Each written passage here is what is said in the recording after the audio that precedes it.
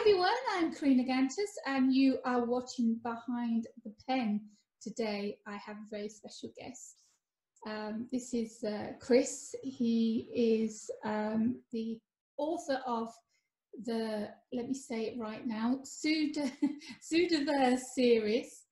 It's, oh my gosh, it's sci-fi with every other genre you can think of mixed in. So let's have a chat. Welcome to the show, Chris. Thank you very much. I appreciate it. I'm happy to be here. Thanks for having me. Whereabouts are you now in the world? I am in Ohio, USA. Smack dab right in the center of the state. And how are things over there with you? With what's going on with the virus? Well, everything is starting to turn green because it's spring over here and it's raining. And but other than that, everything else is good. I mean, you're still on lockdown. Still on lockdown, which is good for nobody but writers. So you're getting a lot of work done then? I'm getting a lot of work done. That's awesome. Let's start from the beginning then. Growing up, what sort of kid were you? I mean, were you adventurous? Did you have the imagination at a younger age? What kind of language can I use here? Yeah, go ahead. Well, I had a great childhood growing up. My mom and dad were really, really into a lot of reading and music. My dad owned the still owns the first edition Ian Fleming James Bond novels. Wow. So as a kid, I was brought up, I started reading James Bond. I started going to the library and picking up books on Heinlein and Bradbury and Philip K. Dick and all the greats, Huxley, Orwell. And from there, I'd read like a book a day growing up. And I always thought in the back of my mind, I said, you know, I'd love to be a writer. And if I ever was a writer one day, I would want to have my name, not me particularly, but people that I know in these books. Because I can relate to a character in the books, but that's not my name, or that's not somebody that I know. So as time went on, I grew up and I went to college. Went to college for art and literature, and went into the Navy. Got out of the Navy. Did some time as a robotics engineer until I got hurt with a bad back injury, which is one of the reasons it's bittersweet why I became a writer, was because of the fact that I was so badly hurt and I couldn't move, I couldn't walk anymore. I lost my job, and so I wasn't going to sit there and just watch TV 24/7. It's not who I am. It's not what I am. I just didn't want to do that. Let's just step back with the Navy. I mean, how long were you serving with the Navy for? I was in the Navy for 8 years. Wow. I was in the Navy for 8 years. I actually flew jets for the first 4 years. Awesome. And then I was on the USS Enterprise for the last 4 years of my time in the Navy. It was great. I loved it. It was fantastic. Yeah. I bet it was. I absolutely loved it. And how did you go from Navy to robotic engineer? How did that happen? Well, I was kind of and I was an electrician at the time while I was in the Navy for the last 4 years. So I would send resumes off. When I was on the boat, I would send resumes to different places back here in Ohio that I knew were hiring. And 2 weeks before I got off the boat and I was let out of the Navy, I already had a job. Wow. As a controls engineer. So I did a lot of programming and a lot of robotics. Would go off to different places all around the world, Canada, Mexico, you name it. I would go there, and we'd set up systems, set up robots for people, a lot of automobile factories, stuff like that, which is where I really got my interest in robotics at. Yeah, you I must ended have up, got a lot of experience and a yeah, lot of research must have come from what you've actually done in your life. And of course, that comes out right. in books. Do you mind me asking what actually happened with the accident? You were working as a robotic engineer at the time. Yes. All through my life, including in the Navy, and I kind of hid it from them at the time. I had degenerative disc disease at L4, L5, and S1. Already. So I was in and out of the hospital at least once a year for that.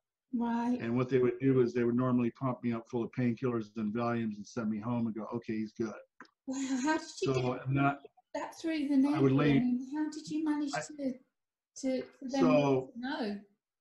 I just got away with it. I lay there for 3 or 4 days, not do anything. Get up, I would feel fine until the back until your 2 back spine muscles would untweak again, and then they would be out so bad that I couldn't walk again. I'd be all hunched over. Oh gosh. So in 2010, Jackie and I had just bought a bunch of furniture.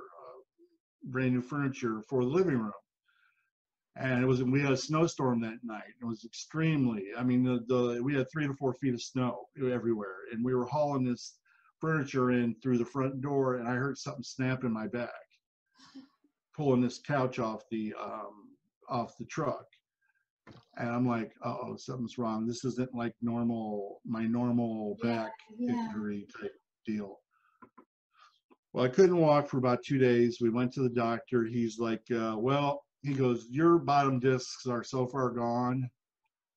I'm going to have to I can do one of 2 things. I can take them out and put rods and screws in there, or we can start with the micro dissection and the laminectomies, and we can start to try to laser the pieces out. What did you go for? That's what I did. I ended up going for the short, so I can get back to work. Mm-hmm. Went back to work for about 2 to 3 months, and it started all over again. And he's like, he goes, I can't do anything else with your back. I got to take these pieces out. Oh my gosh. So from 2010 all the way up until 2017, I've had 13 major back surgeries where they've either taken screws out, put rods in. They found 1 screw that had come out, 1 screw that was loose, another one where I had to have a total reconstruction because they forgot to put a carbon fiber cage in that goes in place of your disc. And I know there's a lot of people out there that can relate to this, because there's a lot of, obviously, on a human being, if you look at us, if you look at the way we're structured, all of our weight and everything is on our spines. Everything is, yeah. Right? So, I mean, everything we do is, attributed to, they're always like, you need to keep a good, healthy core. I always did that most of my life. I tried to work out. I tried to keep strong muscles in my stomach so that I wouldn't have to go through a surgery. Yeah. So it was just so painful, and then all of a sudden it was just surgery on top of surgery on top of surgery. At one point, I had wiring put in my back with a buzz box that goes in your buttocks with a remote, and you could actually turn this thing up and down to try to stop the pain from coming from your spine all the way down through the tip of your toes. And so that didn't work out. And 6 months later, they took that out of me. Excuse me. So the whole thing was just, it was to the point where I couldn't do anything anymore. It was almost impossible for me to walk 40 feet to the bathroom and back. One time I was on my elbows walking, I'm like this going down the hallway, doing this, trying to get to the bathroom. It was a bad time. Thankfully, things have kind of settled down a little bit. I've got the right amount of drugs in me, I think, the correct drugs in me, where I'm able to take the edge off the pain, and then also, but I'm still, I still feel like a human being. I'm not all drugged out. You know what I mean? You're not zombified yet. I know Right, exactly exactly. what you're talking about, and it takes ages for them to get the correct drugs. And they try this and they try that, and then you try this. If I'm so happy you found something that works for you. I'm still experimenting with my doctor for my back and neck pain and everything else that I have. But I totally get you. Mm-hmm. How many? I mean, you write nonstop. You promote nonstop. You're a full-time author, and you're sitting down all the time. I mean, how long can you sit down before you need to get off the chair? Even if you can't walk, you have to get off the chair because the pain's so bad. You need to lie down. What I do is that I made this a habit. I try to get up about every 30 minutes and walk around and walk the house. Walk the length of the house. Try to get up. I'll make an excuse to get up. Get something else to drink. Get something to eat. Whatever. Whatever it is, and I'll try to get up and I'll try to walk. Like when Jackie gets home today, I can no longer drive. I'm not allowed to drive any longer. So she has to drive me everywhere. She'll take me to the grocery store and put a shopping cart in my hand, and we'll just walk around the grocery store. Yeah. To me, that's the excitement. I'm so excited. I'm going to the damn grocery store. Holy crap, you know. But it's either the doctor's office or a grocery store normally, and that's about it. That's the extent of my life right now. So, and that's the way it's been for the past 8 years. 8 years. So when did the idea for this series come about? The first book, Cobalt, was it when you were in the Navy? Did you have that idea already, but you didn't start writing it until you were a full-time author? The idea came about in excuse me, I'm going to have a shot of this Earl Grey real quick. Go for it. The idea came to me around 1989, 1990. And when I met Jackie, we were talking, as couples often do, and I said, you know, what I really, really love to do with my life, if I could ever figure out how to do it, is become a writer, a full-time writer. Because I loved English classes. I love college English classes. I love college creative courses, creative writing, all that stuff. So when you fast forward to 2011, or 2010, when I started getting hurt, I had 7,000 words of Cobalt already written down in a book. I pulled that book out and I looked at it and I went, well, I'll be damned. I can't believe that I actually wrote this much. To somebody, it may be nothing, but to me, it was a lot. Yeah. Time. Because I wasn't really sure at that time what I was getting into, as a lot of authors are. You're going, oh my God, I have this great idea for this book, and it's going to be so great, and everybody's going to love it, and you know, you're full steam ahead, right? Yes. So fast forward to 2010, 2011, I start making more notes and more notes and more notes and more notes. And I've got a whole journal full of notes. And I take these notes and I turn them, these words, these sentences into paragraphs, and then they go into chapters, and then slowly but surely I'm moving everything around. Then I stop, and I dead stop, and I stop writing. And I talked to Jackie about this as well, and I said, I want this to be a series. I want this to be a series. I want it to be just like the old-time Grindhouse Pulp Fiction magazine serials of the 40s, when Bradbury and all them were coming up. And I want the covers to be like pulp fiction, not a comic book, but kind of like a pulp fiction type cover. I want them to all be color based because colors are so important for us in our world and our mind that it's hard to forget colors once they're introduced to you or once you learn a new color. Now, what can I do with Cobalt and then Crimson? Well, if I combine Cobalt and Crimson on a color scale, it turns into heliotrope. Oh, wow. Okay, that's cool. So if I take the book Emerald and I combine Cobalt and I combine Orion Yellow, which is an alien goo from the 47 Roswell crash, what does that make? Well, that makes Emerald. So I'm coming up with all these color things in my mind as I'm going. So I'm writing all this stuff down. I'm writing it down. And behind me on the wall, I think, which is a blog that I had sent you, I had put up sheets of paper, huge sheets of paper. And I had marked down a timeline from 2018 or 20, whatever it was, all the way up until 21, whatever. And here's the events that happened in the world and why they happened. So I already took these books and already had storyboarded them out. Are we talking about actual stuff that's happened historically in our time, or are you talking about stuff that's happening in your book, fiction? Both, huh?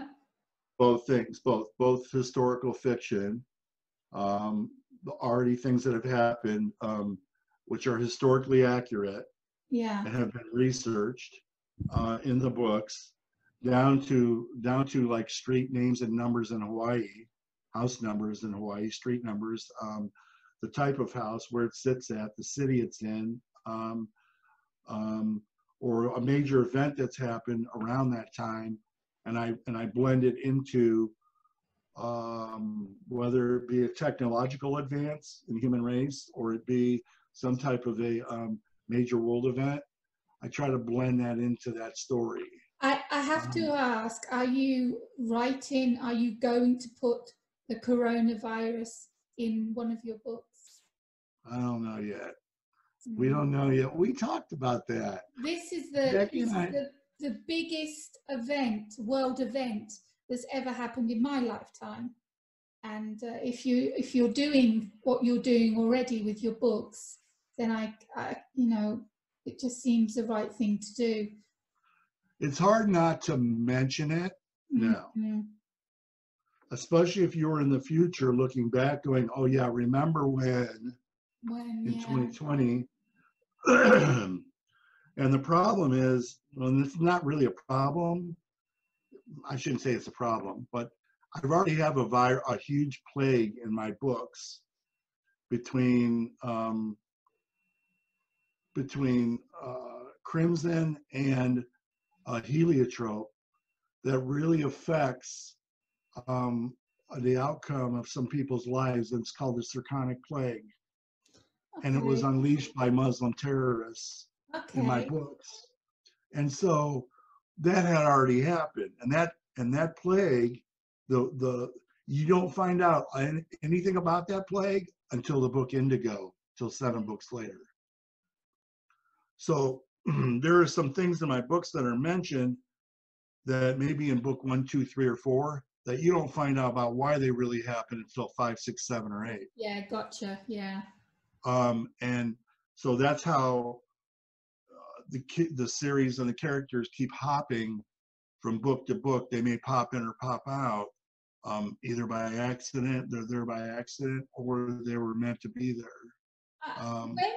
When did your characters start talking to you? Well, I used to, when Jackie was working full time instead of part full time, she used to come home and I'd be sitting there and I'd be in my recliner in the laptop in the living room, and I'd say, okay, well, today Petra said, and then went like this, and she didn't even get her clothes off or her boots off or nothing in the door yet, and I'm already telling her what characters are telling me. And a lot of this came to me at night. Yeah, it does. And a lot of it, it's like right before your head is, you get ready to go to sleep, and all of a sudden this great idea pops in your head. Yeah. You do And listen you're like, to them. You have to listen to what they're saying. You have to you follow what they tell you to follow. If they that's say exactly you right. need to go and do that, then you do that. That's exactly right. That is exactly right. And I think what happens is, and now this is a fact, I'm going to knock on wood here before I say this. A lot of authors claim to have what's called writer's block. I've never had writer's block. And the reason why I believe that I've never had writer's block is because when I start a book out, I write down all the main characters. Mm-hmm. I write down their traits, Mm-hmm. what their personalities are, and I'll write down how many plots are going to be in this book and what the plots are, and I'll plot out each chapter before I even begin. You're a planner. You're not a pantser at all. Correct. Mm. Correct. And I think a lot of that comes from being so logical, from being a robotics for so long, and being a programmer, that everything to me was all logic before I even started writing. Now that my brain had to switch and become creative, all of a sudden I went from being logical to being creative. So I think the two of those melding together made a great pair inside of my head. And for some reason I woke up one night. It was like my 5th surgery. I just got home from the hospital. I couldn't sleep. I was in so much pain. I woke up, I look up, and there's a guy standing at the end of my bed. And I'm like, that's Philip K. Dick, the writer. And I'm like, I didn't know what to say. I didn't know what to do. He's just like standing there. He's like, it's like a glow. He's standing there. And we had this conversation about Cobalt and all this stuff. And I ended up writing his buddy because he'd been dead since 1982. A lot of people, I don't care if they believe the story or not, but I've had 3 ghost instances in my life where I've seen three different apparitions in front of me. And it's actually, you know, I'm not scared of it anymore. I used to be, but think of it as a positive. I think that mentally I was pushing so hard, and I always do. I push so hard with these books that they mentally, physically drained me, and I think I needed help at that time. So what happened was, in the middle of Cobalt, I got a hold of Ray Faraday Nelson, who's another writer, science fiction writer, who was Philip K. Dick's best friend growing up, and these two wrote novels together. And I asked Ray, and I said, I'm writing this book. It's called Cobalt. I said, I like it. I said, it's already starting out as a homage to you and some other famous science fiction writers, especially Philip K. Dick. I didn't tell him I saw Philip because I didn't want to freak him out. I didn't want him to think I was some lunatic, right? You know, and I'm sitting there doing acid, and I'm listening to Pink Floyd records. And so, you know, so. It used to be and Pink Floyd. Right, exactly. I didn't want him to think, oh God, this guy's crazy. I got to get rid of him as soon as I can. We struck up a really good friendship. I asked him if I could send him copies of Cobalt, if he would look at them. I'd like to include him in the book as a character. And he said, yeah. He said, I'd be glad to. He goes, here's my address. And I said, well, can I send him to your email address? He's like, no. Now he's 81 years old at the time. 81. So, huh? 81. Yes, he's 81 years old at the time. And but his son was running his Facebook page, and so I had to print out. Every time I had another chapter, I had to print it out, put it in an envelope, and mail it to him. He was actually very paranoid about the government, the FBI looking at his computers. and all this other stuff. He would only write me cryptic emails, kind of. Wow.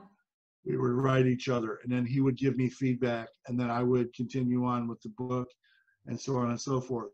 So who was the character? What was the name of the character that you took from him? Ray Nelson. Ray Nelson, yeah. He's the only character in every book. And he's based on sorry, a real live person. Yeah. On actual Ray Nelson, as are most of all the other characters in the books were based on real life people. Mm-hmm.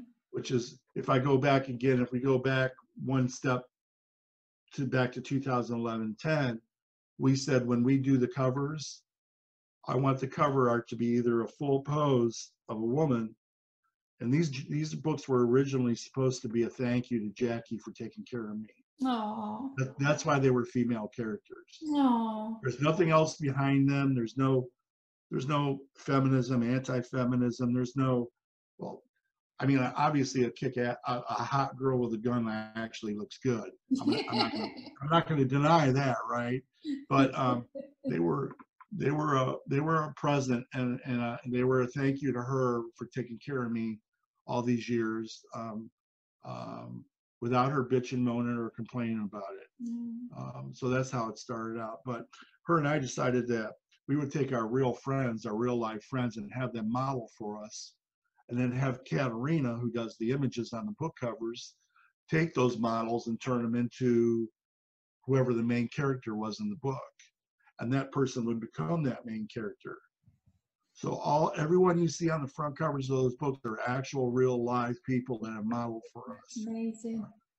And the first one we did, Cobalt, was the only one that was not a friend of ours, but she lives north of us, and her name's Adrianne Palicki, and she's an actress. She was in G.I. Joe, and she was in she's on the series The Orville. She lives about an hour and a half north of here, and her family lives here in Ohio. So I thought, you know what? She's beautiful. She's about 30 years old, about the height and weight of Petra I want. Let's make her the first one on the first cover. Cool. And see how we do. So let's talk about the actual Pseudoverse world. I mean, what are your books about? What's the storyline? What's the plot? If I had to sum this up in one or two sentences, I would have to say that it's the coming age of artificial intelligence singularity, as far as AI and robotics reaching our level of consciousness to the point where you can no longer tell a real person from a robot. That's scary. So throughout the books, you may think that, oh yeah, this person's got to be human. This person has to be human. All of a sudden, you find out, Android. this person isn't human. Okay, and they've got an agenda. They've got a really bad agenda here, and something bad is about to happen. Is this basing this in the future, many years later, or are you basing it as now for this to happen? Well, the research that I've done in the documentaries that I've watched, most of the scientists say anywhere from 2035 to 2050 will be when singularity is achieved. Wow. Which is kind of scary because we could still be alive. No, I won't be. And this would actually be happening, but it's not going to happen in the sense where you're going to have things walking around. I don't believe myself. Yeah. I think it's going to be, you're going to have a computer, a supercomputer, like Deep Blue was, or Watson with IBM, and you're going to have that thing where it's going to pass what's called a Turing test, and which was derived from Alan Turing, when in World War II, when he said that in order for a computer to achieve consciousness, you have to put the computer and something else behind two, let's say, brick walls, curtains, whatever. And no matter what question I ask you, things, I can't tell the difference between the two of them.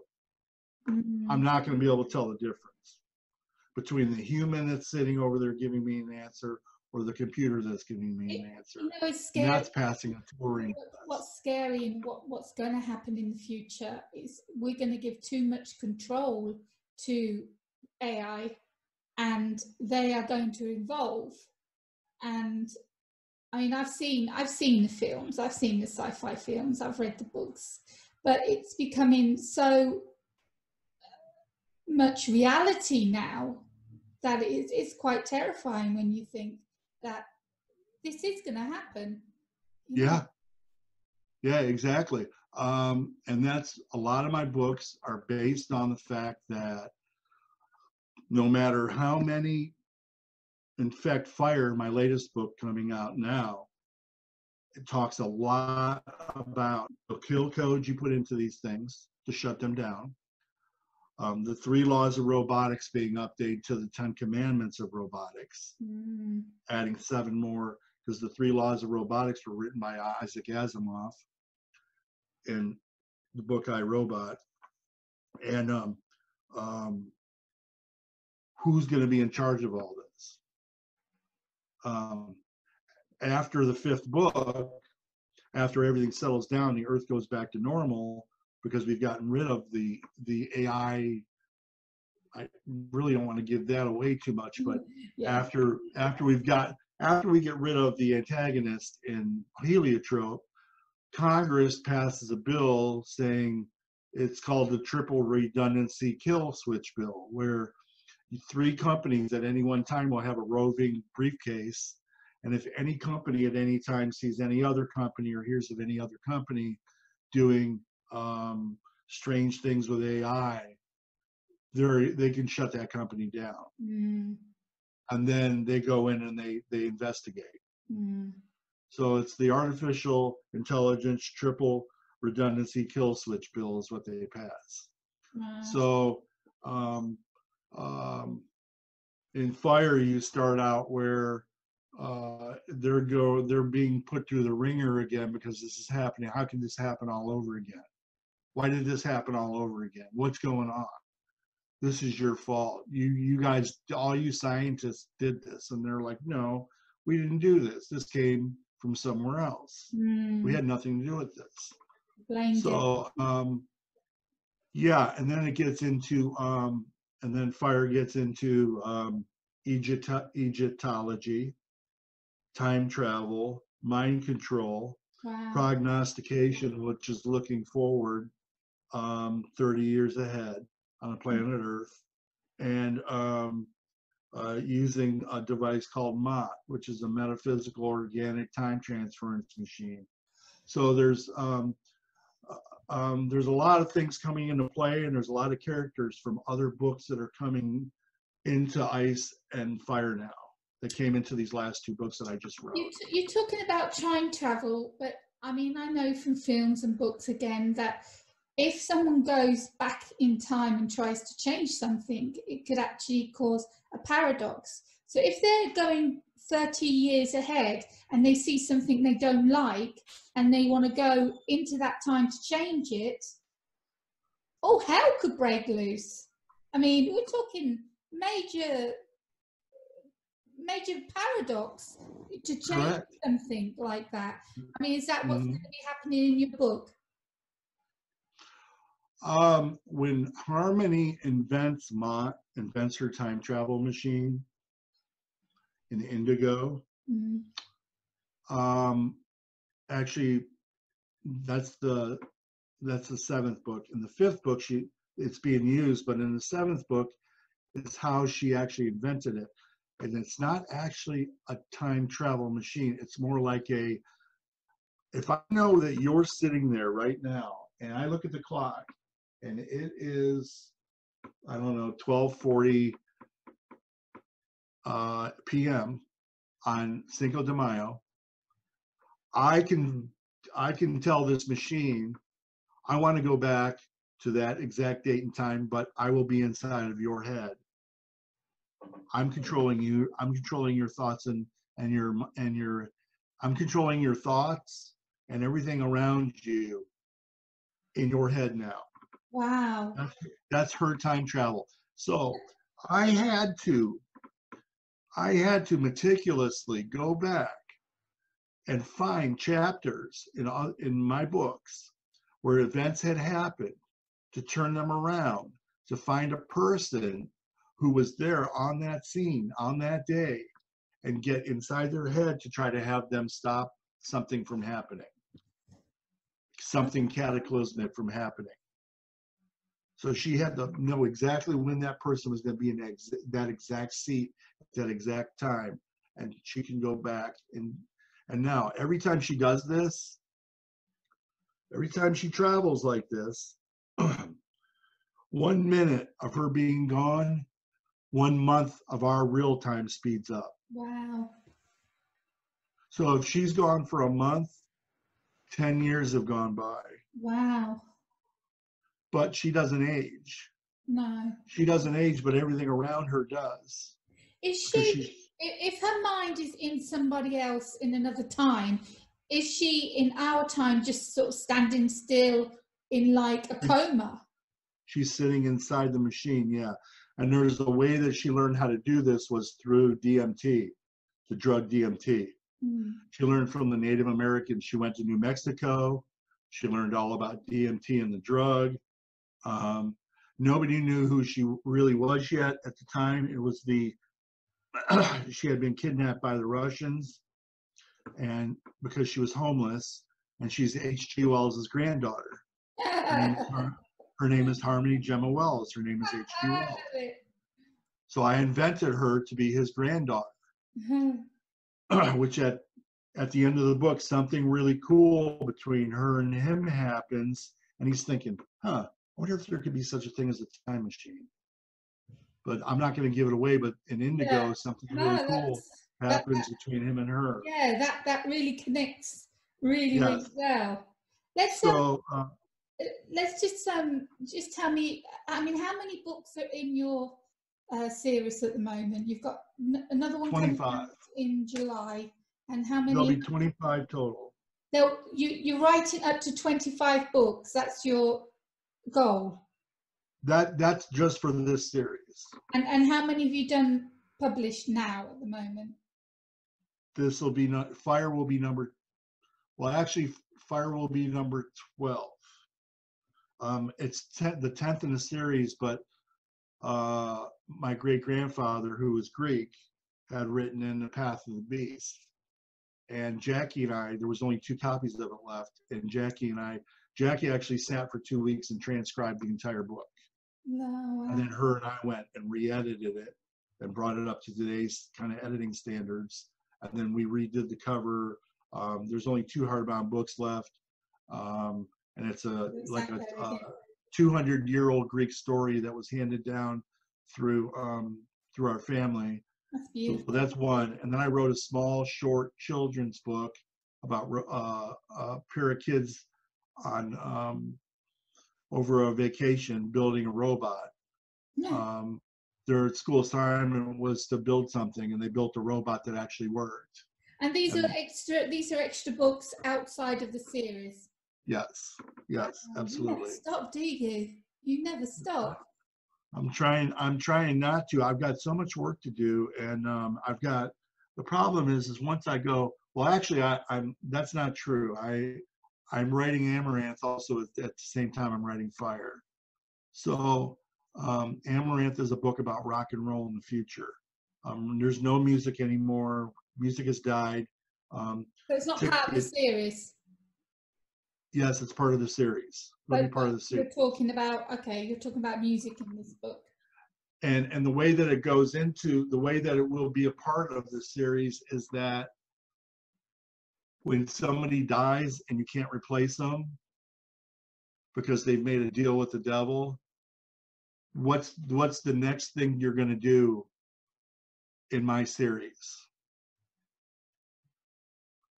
And any pseudo, my readers are called pseudos, the fans are all called pseudos. Any pseudo knows that if somebody dies, you're going to go and you're going to try to replace that person with a pseudosynth. So with the powers that be, whether it be the devil or the actual music industry, trying to kill one of my musicians off at age 27 because it'll bring record sales through the roof, right? Like in the 27 Club, that they have this. There's all these ulterior motives going on about why this band shouldn't continue, and then somehow get out of this contract that all 5 of these girls made when they were younger. With the devil, they all have the same pentagram on their palm that was burned on them when they were all 7 years old. 7? They were all 7 years old, right? And when they're in their 20s, they become this super group. Well, as time goes on and they're going towards 27, they keep getting more and more visits from the Labanosia, who is the female demon of music. Mm-hmm. So basically, Amaranth got a couple plots going, and one is the Crossroads with Robert Johnson, where he made a deal with the devil to become the greatest guitar player ever. And then the other plots are music has died, and how do we get this group to the top, knowing that everywhere that they go, they're going to try to be shut down or shot, or kids are going to be murdered, or whatever's going to happen. And then we've got the music industry on the other side wanting all the money and the cash. So interesting. it's it's a couple of different things all rolling around in at once. I can work on 2 books at the same time, which I have been doing. I've been working on my new Broken Chains, which is a dark mafia romance, and I've also been working with my publisher to get the Illusional Reality rewritten, and that's coming out again soon. So I've worked on 2 books at the same time, but with such a strong plot of what you're doing with the what's it called, Amaranth, yeah. Amaranth, such a powerful story, and trying to finish off Fire in time for it to be published on time on Amazon. How are you not getting the 2 confused? How are you separating the 2? Where am I at in Fire, and where am I at in Amaranth? Which one right now needs my attention the most? And Fire only has another 10 days of I only have another 10 days of writing left in my mind. And I can tell when I'm winding down in a book, I get really super excited. Yeah. I start getting like, you know how authors get really amped up. They're like, oh my God, I'm over the hump. I'm over the middle part. I'm over the intermission. You know, I have the intermissions in all my books, the poems and the music, like a movie, like a regular movie does, movie house. And so I have the over the hump thing going, and I know I have that July 1st date that I've got to get. Actually, it's not July 1st, it's June 28th that Amazon has to have that book by for pre-sale.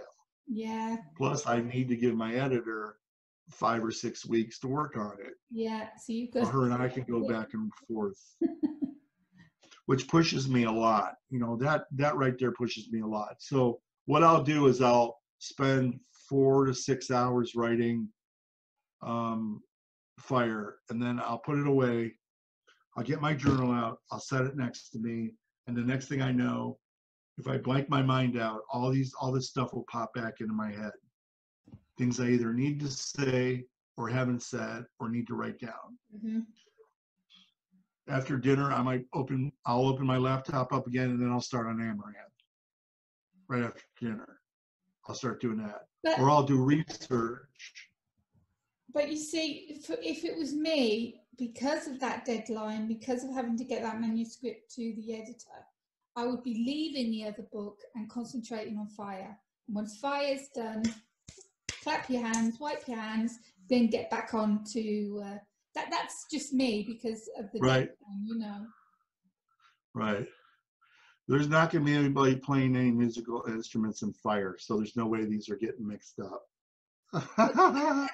But yeah, I thought about that. But no, I think it's just, to me, it's like, okay, all right, I've had enough of Fire for today.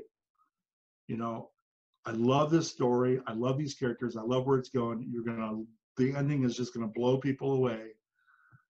The ending of this book is just gonna be like, okay, well, I never saw that coming. There's no way that could be right. Good. And that's what I loved most about any book that I ever read.